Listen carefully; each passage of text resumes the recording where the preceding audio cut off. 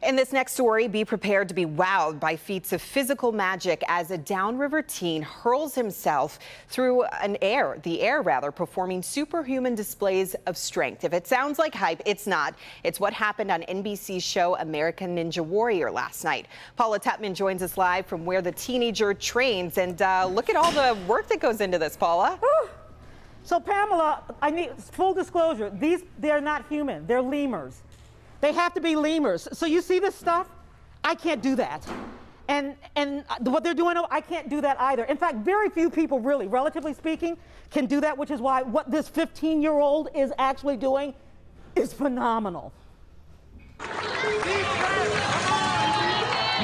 I think there was a song written many years ago about this 15-year-old from Riverview. It goes something like, "That daring young man with the greatest of ease flew through the air." Now the song says something about a trapeze, except for Ethan Gardolski, you'd need to exchange the word trapeze for whatever that crazy, absolutely impossible piece of apparatus is designed by the NBC show American Ninja Warrior, because last night on the qualifiers, he nailed it.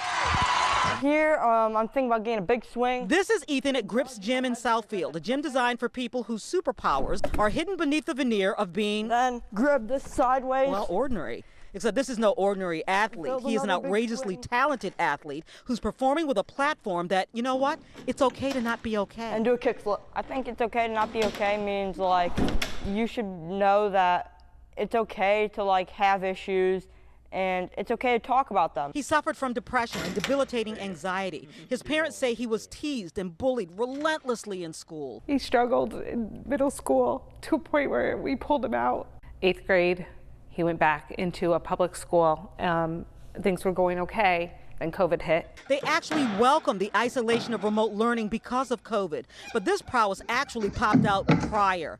4 short years ago, Ethan, looking for a way to get away from his tormentors, met another lanky, unassuming Michigander named Phil Scott, who happens to have Asperger's syndrome, and also wowed the crowds with his American Ninja Warrior-styled ability. It's been so great to see him grow up into the young man he's become. I know when he first came into the gym, he was very much kind of like me when I was his age, very shy, very quiet. It's not just about your pure strength, it's about how well you can throw yourself through the air with your body weight. You can watch him problem solving, thinking on his feet and with his fingers.